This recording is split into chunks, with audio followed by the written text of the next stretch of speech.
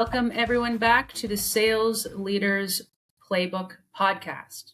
Today we have a very special guest. This is Brandon Kay.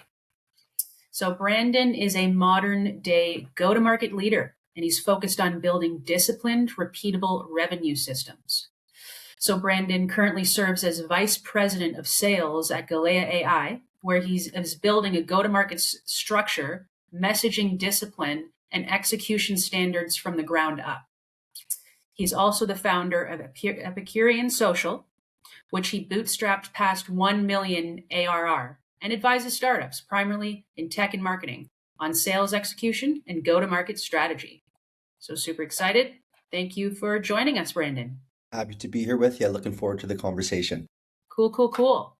So let's get straight into it. This is a sales podcast, and our guests want to hear about all the good stuff that you're doing in sales and how they can kind of reach that levels. But let's take us back to the beginning, if you don't mind. Like, what was the story about how you first got started? What was your very first real sale? That's a great question. It's been for a very, very long time since I was in, around middle school, and I'm the 8th or 9th grade. So, I've come from an entrepreneurial household with two entrepreneurial parents who, like every entrepreneurial venture, sales is at the forefront of it. So this is something that, my entire family really, really lived and breathed. And to take you back quite a long time to a real life story, I was shopping at an outlet mall in Buffalo, New York, where I stumbled upon a pair of LeBron 13 basketball shoes that were on sale from their $220 retail price all the way down to $90. So, I was with my father. He's like, why don't you see if you can purchase that shoe, bring it back to your school and sell it for a profit, given that it's on such a big discount. So my first ever real sale was I came to school in the 8th grade, threw a pair of LeBron 13s into my locker, sent a message to my friends who were on the rugby team at the time. And here comes knocking one of the grade 12s who was preparing for the upcoming basketball season as well. Next thing I know, I had $220 in my pocket for something that I sold for $90. So that was my first ever experience, which is when I was 13 years old, which actually ended up carrying on until I was in the 11th grade. It's where I was the kid at school flipping limited edition basketball sneakers out of his locker to kids for a profit. So I started young. And I'm very, very glad that I did. And that was my first ever real kick of sales adrenaline, so to say. Nice. Love it. All right. So, looking at your business today, you're not selling shoes, right? So what does growth mean to you? Is it about revenue? Is it about market share, team size? Like, what is it to you? Something else?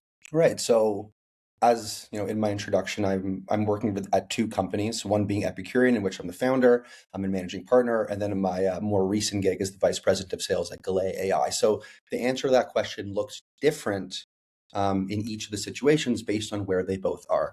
So Epicurean's a little bit more of a mature business where we've had a repeating clientele. We have, a full-time team that's been working with us, for years and years. So we're no longer in that mode where every single client that reaches out to us, we absolutely need to partner with. We're more so focused on retention, ensuring that our clientele is happy and healthy and willing to buy into a greater stack of products from us, as opposed to spreading themselves thin across multiple vendors. So in that business where it's a little bit more mature, growth for us looks like greater client retention, greater total customer lifetime value into our customers versus, specifically adding in a net new logo every single day. Because in the agency space, fulfillment is a very, very sensitive thing. And there are some clients whom you might charge X who are actually more profitable than clients that you charge X plus 2, simply because they're better clients, they're more collaborative, and they have a longer customer lifetime value in terms of their churn risk or their projected retention. So at that business, our growth looks like building our actual individual accounts revenue greater so that our fulfillment and operations team is able to operate in a sustainable and profitable way. Makes sense. However, at Gallea AI, we're only about 4 months in. So right now, the name of the game is getting cash flow up as high as possible, especially when you have investor funding where they're breathing down your neck to get those revenue goals to catch up to the cost so that you guys can get to profitability. So right now, it is all about generating as much high quality pipeline as we can, ensuring that that pipeline is indeed quality so that myself and my reps aren't spending our time spinning our wheels working on low quality leads, to ensure that every single meeting that we have is not only in a large quantity, but are ones that are ready and willing to actually take it to a purchasing decision. So over the last 3 months with just myself and one other sales rep, we've been able to set up 70 qualified sales demos just in the past 2 months of active prospecting. Amazing. And over that period of time, we've been able to exceed an incremental addition of $250,000 in annual recurring revenue. So Amazing.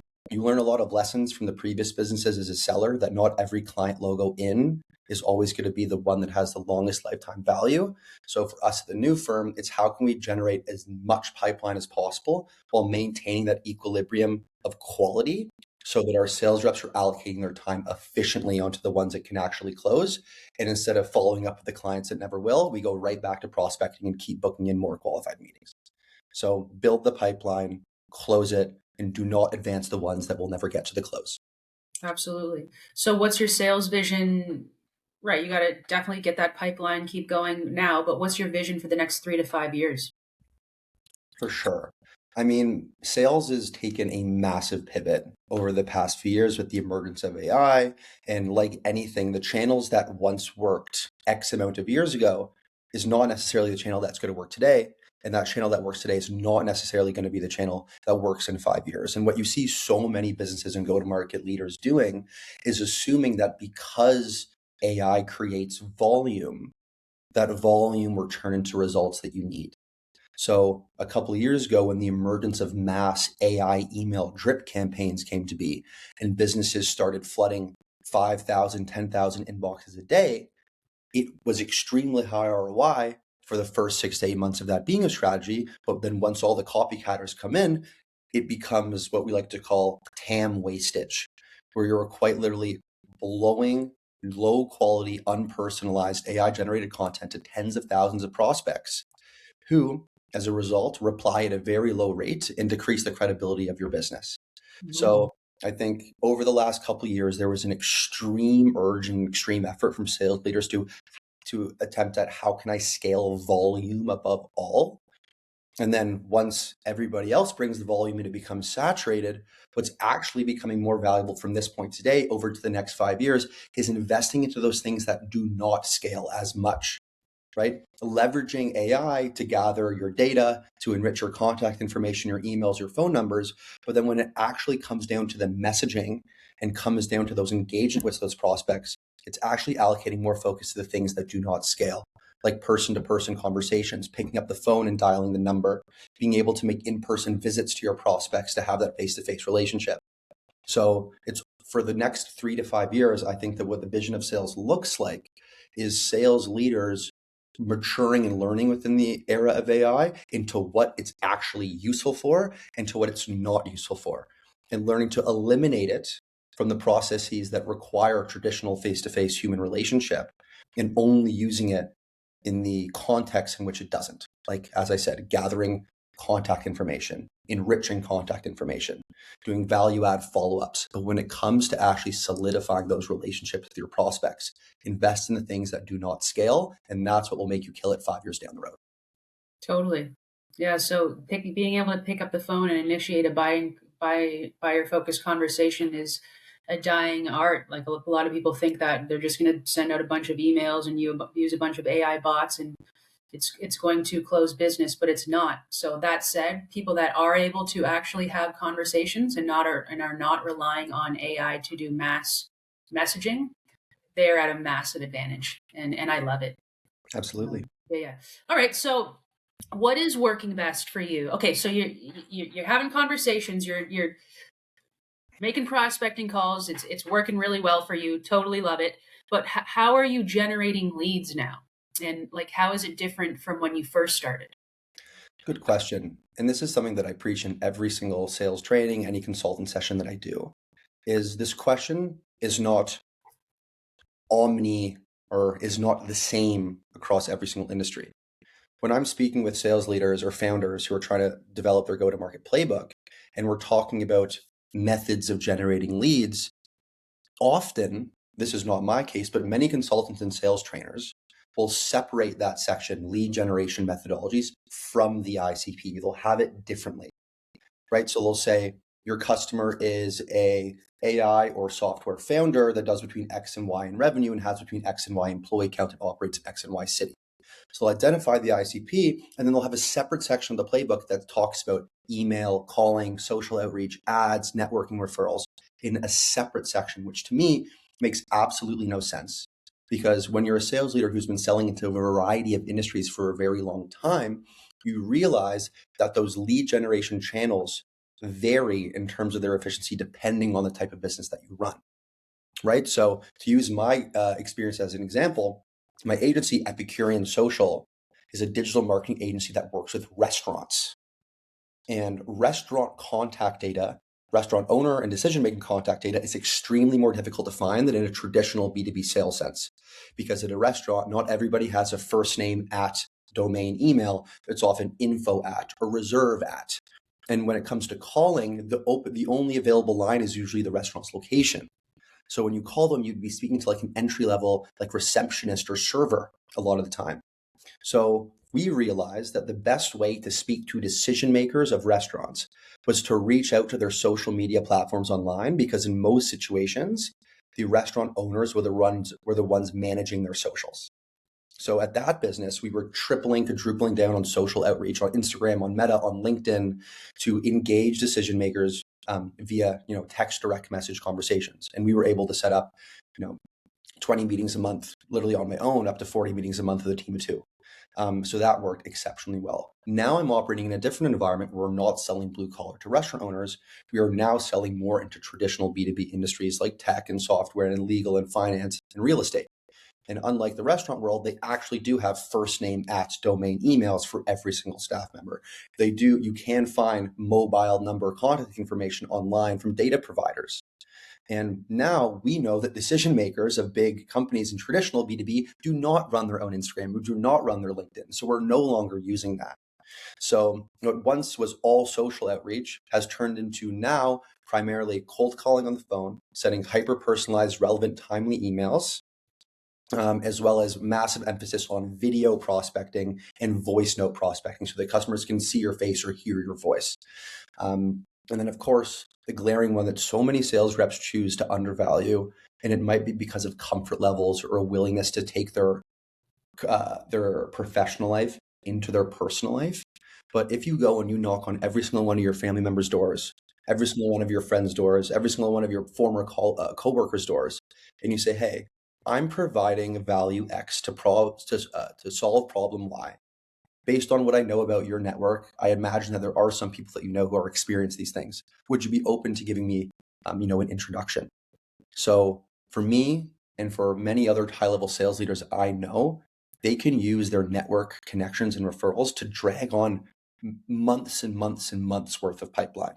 And that is the one thing that stayed the same for both my current company and my B2B context, as well as Epicurean selling to the blue collar restaurant industry. And that's what every single industry has in common is you need to leverage your own personal network. You need to go out there. You need to shake hands. You need to connect with people on LinkedIn. You have to have expectationless conversations where you can just explain to people what you've done, what value you bring to the entire world, so that once you have something to sell or once they have that something that they need, that they can look to you or that you could look to them. So to sum it all up, what's working best for lead generation for me right now is leveraging my own personal network above all. Number 2 is not doing mass email outreach with AI that lands in spam, but doing hyper-personalized, relevant email outreach, for example, to folks who are hiring for full-time roles that our agency does.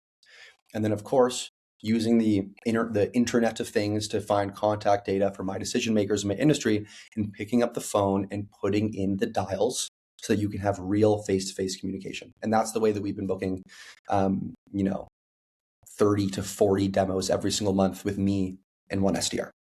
Amazing. Good job. All right. So prospecting's going well, lead gen's going well, you're having conversations, you're flipping them to next steps. But, every business has something that's a bit messy, right? Some areas of improvement, maybe in the past, maybe now. but can you share a time when a deal or a hire or a strategy didn't go as planned? And what did you learn from it? Oh my God, so many things. I failed so many times.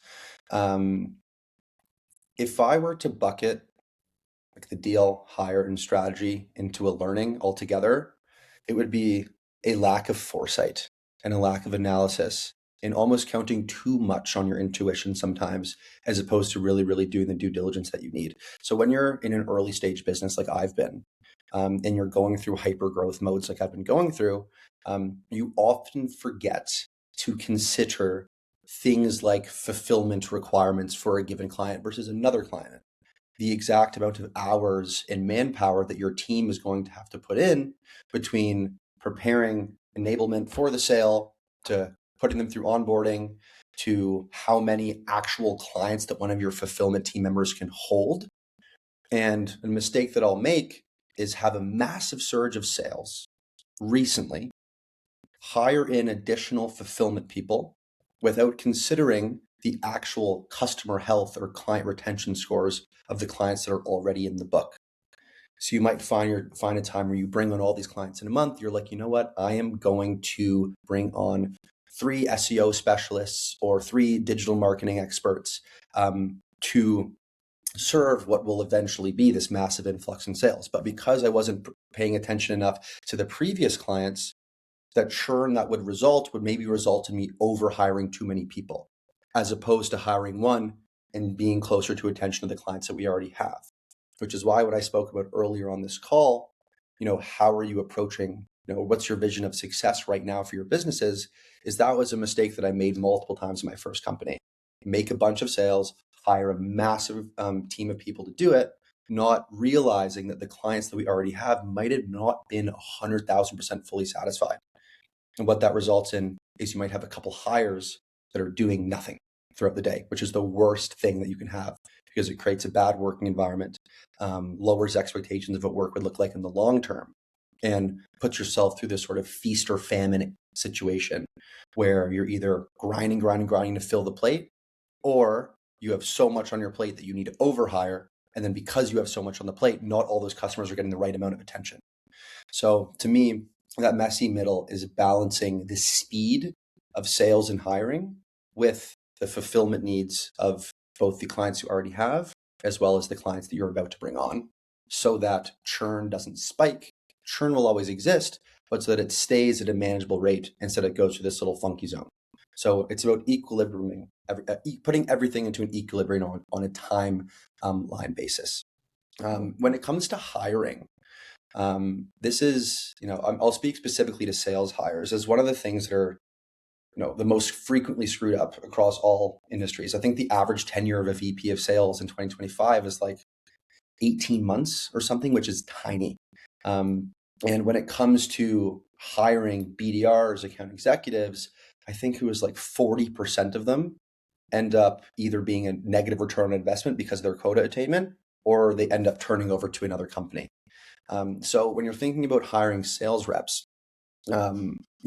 some of the biggest challenges that you have to deal with is managing extremely ambitious revenue targets. If it's your investors, if it's your board, if it's your C-suite, and then also pairing that with expectations for the rep in terms of quota attainment, managing the morale as per that quota. So when you have, boards or C-suites breathing down your neck telling you you need X amount of dollars in revenue, but you understand as a sales leader that a realistic account executive selling this product with this much marketing support, with this much lead generation for them, is that individual sales rep's quota realistic within the grand team target provided by the C-suite? Because if it's not, and you're over quoting that sales rep, immediately they're going to realize the unattainability. They're going to start whispering around to the other account executives and sales reps in the company to see if they're dealing with that same thing. And then throughout that process, their morale as a seller is going down. The morale of the team as a whole is going down. And the board and the investors in the C-suite are stressed and confused as to why these net new hires are not bringing them to the targets. So as a sales leader, you have to be extremely precise and do a lot of due diligence and checks with your board and your C-suite and challenge them and say, if we are going to hit these amount of revenue targets, you have to ensure that the individual contributors that are contributing to that target have an individual quota that is attainable, can keep up the morale, and more importantly, gives them the ability to exceed it to 150, 200, 250%, so that they'll recruit all their favorite best performing sales reps, friends that they have. They'll speak highly about the brand and they'll stay with you forever because that on target earning metric is real and exceedable and not a vanity metric that's used to rope in sales reps who will eventually turn over to another company because they hate it. So in terms of selling, you got to manage the balance between team target and individual rep target and onboard them in a way that actually teaches them about the ICP, problems that they solve, and data points and case studies that can actually be used in a sales cycle instead of simply counting on the benefits, the features, the pitch, and making as many dials as you can, because volume without a plan, just like with AI email, is useless. Got it. Thank you. So what is the biggest growth opportunity that you see in the next 1 to 2 years? Growth opportunity. In what specific field? On your radar, in your business? What's the biggest opportunity transformation that you see in either of the organizations that you're with? Yeah, for sure. So I'll speak to my current organization, Gallea AI. So we're an AI consultancy that provides a stack of products or service within AI. So AI lead generation, AI search engine optimization, LLM building internally for businesses. So when I think about the biggest growth and transformation opportunity is not our ability necessarily to generate more leads with new tactics or increase our close rates, because those are things that we're already doing exceptionally well. The name of the business of entrepreneurship and the name of the business of selling is problem solving. There is no purpose in any solutions, any features, any benefits, unless there's a tangible problem to solve. So instead of approaching sales growth exclusively from a matter of math of conversion rates and lead generation and close rates and pipeline speed and deal velocity and all of these things, you actually want to think like, how can my business solve more problems so that those things happen inherently? The more problems that you solve, lead generation picks up, close rates pick up, deal velocity shrinks. So right now, we are currently offering 2 services within our AI stack. We're about to release our 3rd one in the coming months. And over the next 12 to 24 months, my goal with that Gallea AI would be able to offer a stack of 15 to 20 different AI-powered services that solve 15 to 20 different specific imminent needs and applications, so that any single buyer that we speak with, no matter the industry, no matter the size, we have something that can fit for them. As a result, conversion rates go up, deal velocity shrinks, and lead generation increases. Not as a result of messaging, not as a result of scripts, not a result of closing tactics, because we have those things figured out, but actually as a matter of product. It's called PLG, product-led growth. It's the number one thing that's going to scale your business beyond your ability to speak and convince. It's going to say, how many problems can your business actually solve? And if I'm looking to take a business from 1 million ARR to 10 million ARR, or 50 million ARR to 200 million ARR, the answer is not going to be, what sentences do you use to get the dotted line sign more often? It's going to be, how large is the plethora of problems that you solve, and how imminently important are they, so that people are willing to pay an extremely high price to get them dealt with. So I want to be able to solve every single problem using artificial intelligence applications for every single business in the world, so that we can get this business to 9 figures in ARR. Awesome. That makes total sense. And I'm sure you will. So how do you approach sales effectiveness training and development, both for yourself and your team? Good question. So I've built various go-to-market playbooks, sales strategy playbooks for both my own businesses and other businesses that I consult for. And you hear the words A/B testing more frequently in marketing and testing ad sets or with research, but it's extremely, extremely true in the world of sales as well. It's a game of testing. It's a game of choosing different sentences and different problems to bring to different prospects and seeing which ones resonate the most. So when I'm first developing my playbooks and I'm getting it in front of my reps, the first thing that we will always talk about is the customer. Speaking to that avatar. If you are selling to this individual, what do they look like? What does their day in the week look like? What are the typical problems that they face? What are their favorite things about their job? What are their least favorite things about their job? And understanding that ideal customer profile as if you were a, let's say, head of operations at a software company. What are the day-to-day tasks of their role? What are their biggest bottlenecks? What are their most common goals for the upcoming year? So on and so forth. I had a sales mentor of mine tell me once, I'd rather be an average salesperson with a high level of industry expertise than the best salesperson in the world with a mediocre to low level of industry expertise. People want to work with people who they feel understand their world as much, if not more than them. That's why step one in every single sales training process that I have is defining that avatar, that persona, their entire ways of life, the problems that they resonate with, and the goals that they resonate with. That's the first step. And a question that you asked before, how do you approach lead generation in a channel basis? That's always step two. Once you understand your ICP and you understand where they sit in their office, how often they use their phone, their computer, their email, you inherently learn those primary outreach channels. So I'll tier them out. Channel A, secondary channels, and tertiary channels to go through. So when you're training your reps, the last thing that you want them to do is get on their email and start firing off 1,000 emails to a type of buyer that never checks their email. Or you never want them picking up the phone and making $200 a day if that buyer does not take phone calls or is not in an office space where they can actually pick up the phone and have a conversation. So for us, you have to understand, even before you're picking up the phone, before you're employing these tactics, who is this person? In what ways can we reach them in the most efficient way so that we're not wasting activities, not wasting outreaches?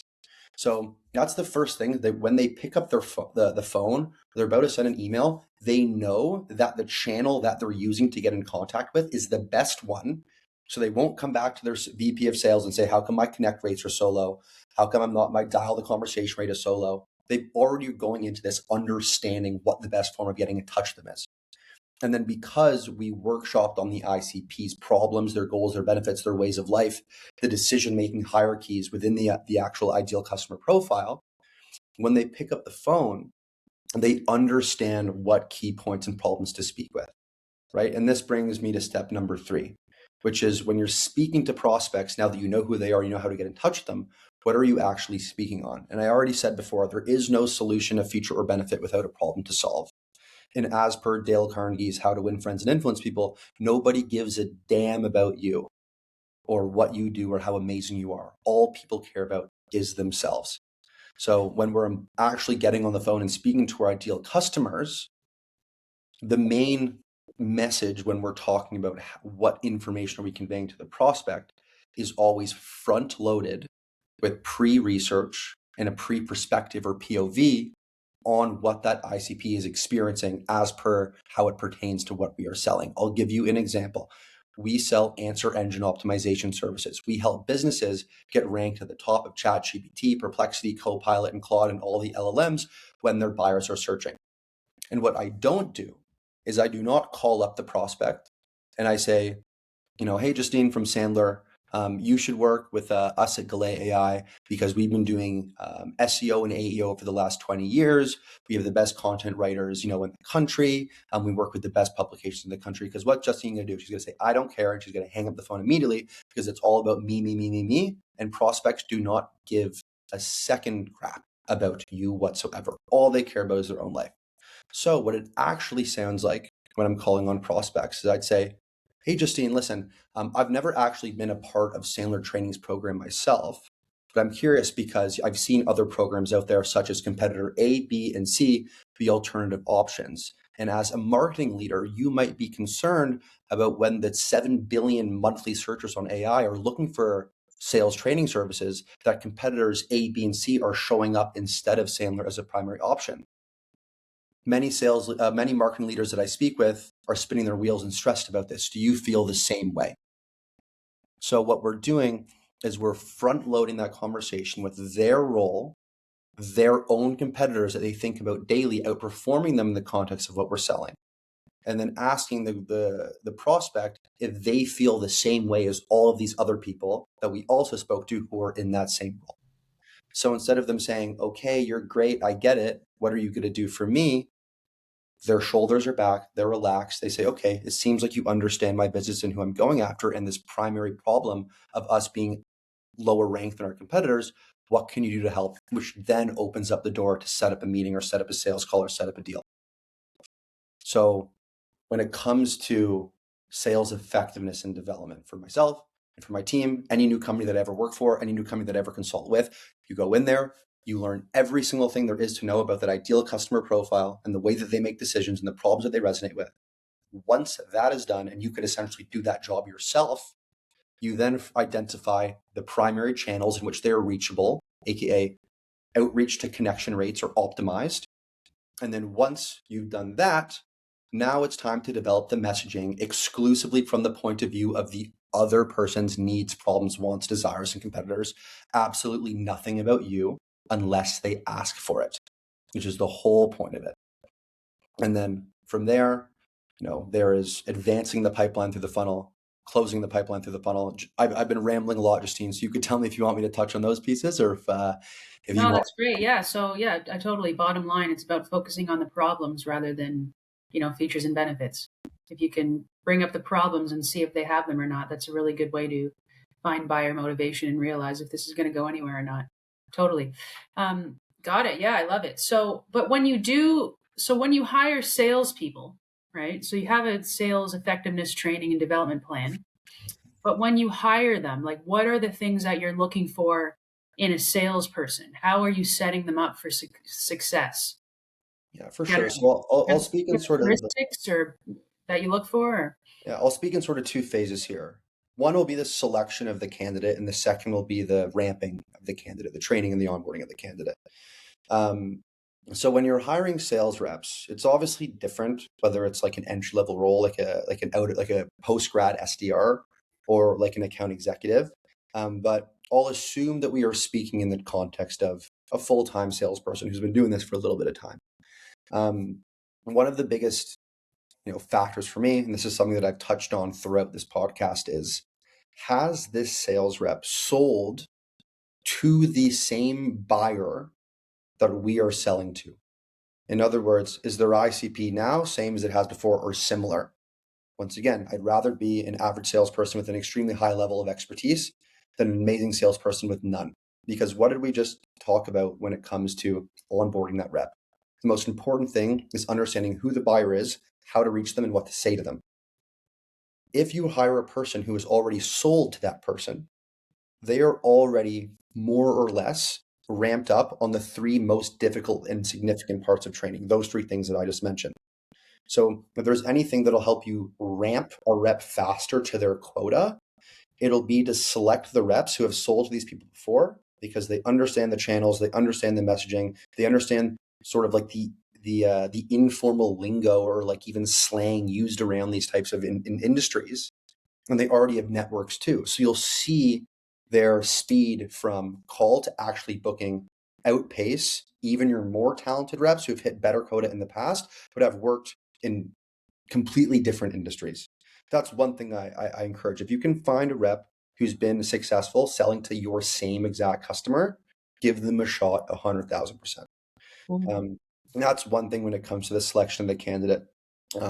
Another thing when it comes to the selection of the candidate is, and it might sound cliche, I would say work ethic or like obsessiveness, but that's a little bit too cliche. I would say look for somebody who leaves no stones unturned.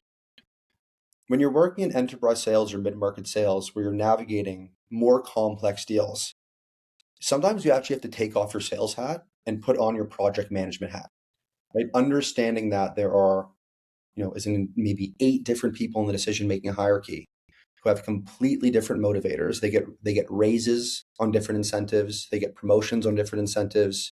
They get, employee of the month for different reasons.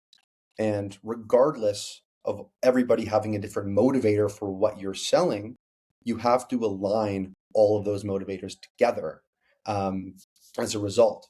So when I say hire reps that leave no stones unturned, These reps are extremely conscientious, they're organized, and they're exceptional time managers in addition to being hardworking, because they understand that for every single deal, they must multi-thread to these 6 individuals to get to the next meeting. They must present sales enablement resources 1 and 2 to this person, 3 and 4 to this person, number 5 to this person, because that's what resonates with each of those individual people. It's very easy as a sales rep to get caught into the motions of getting into the office, picking up the phone, sending the emails, lead comes in, meet with them, and then just keep going through the motions. But you have to think like a strategic engineer when you're navigating complex deals of how many people do you have to meet with? What are each of their unique motivators? What case study does this person need? What testimonial does this person need? What site visit does this person need? Because this person is more of an in-person type person.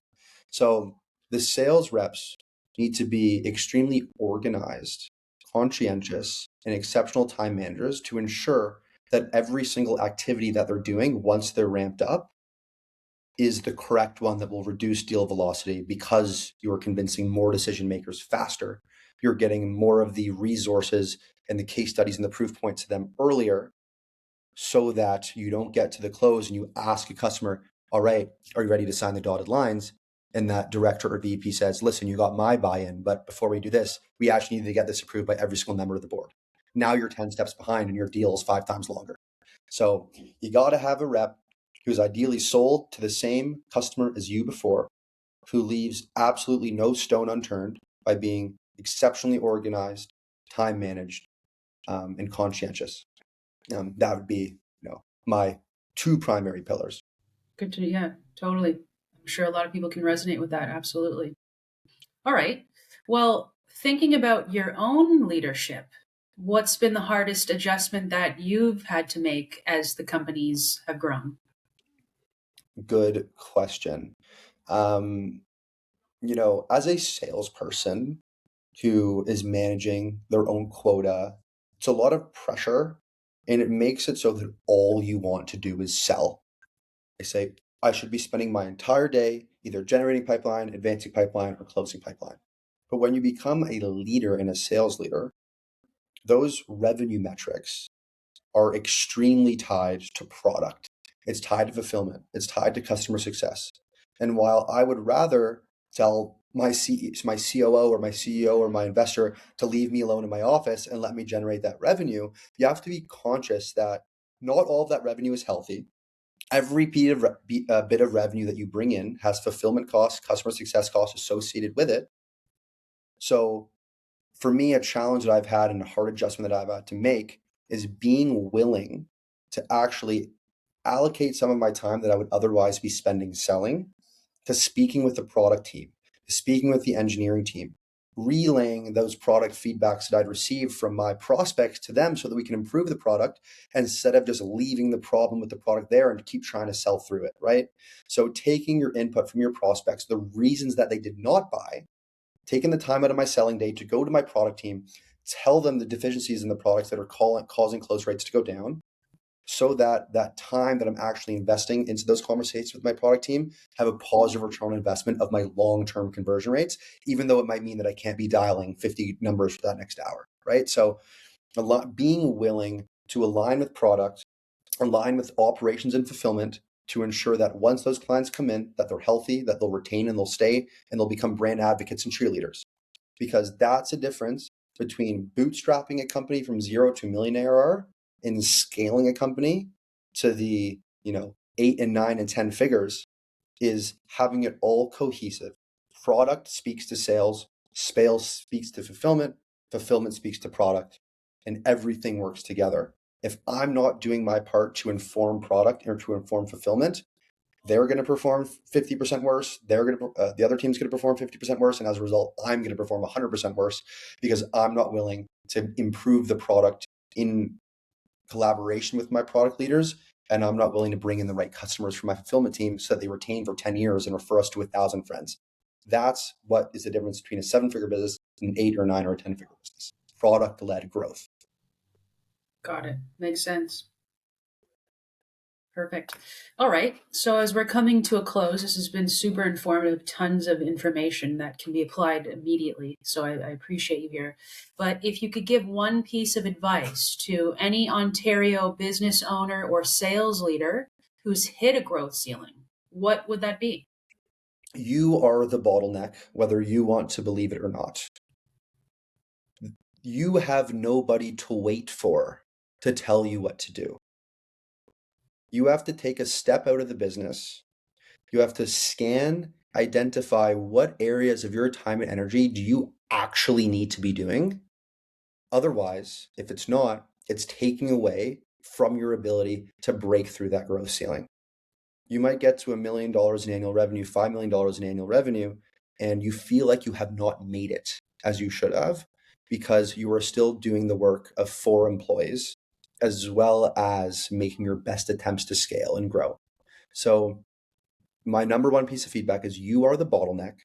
Take a step back outside of the business, separate yourself from your role, identify, literally write them down, all the things that you spend your day-to-day doing, and determine for each one of those, is one of my team members able to do this as well as me? Or if I were to train them, would they be able to do it as well or better than me? If the answer to that question is yes, you don't think about it, you don't give a week, 2 weeks, 3 weeks to analyze, you delegate it now, immediately.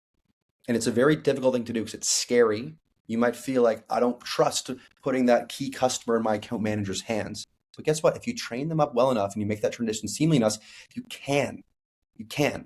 So I think what a business owner will realize is once you take that step out, write down all the things that someone else could be doing just as well if you train them up on, and you delegate them today, not next month, you will find yourself with 50% more time, 50% better life, overall life satisfaction and happiness in the day-to-day that you can then allocate to breaking through the ceiling until you hit the next one.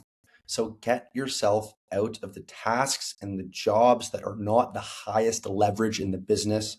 Let someone else do it, free up half your time, and do twice as many high leverage activities. Amazing, totally agree. And yeah, that's what it is. Owners and leaders are they have a fear to delegate tasks because they don't think that it's going to be done as well as they could. But if you just train them effectively, it creates a ton of proficiency. And don't I know what that feels like? It's sometimes it's hard to delegate tasks, even though when it makes sense to. So I appreciate that. Alrighty, Brandon. Well, this was amazing, super informative. All the viewers are going to see, hey, this guy's really killing it. So tons of information that people can apply right away. Hopefully, they will actually apply it. And appreciate you for being a guest. Thanks for This coming. was super fun. Thanks for having me. Alrighty, Brandon. Talk soon.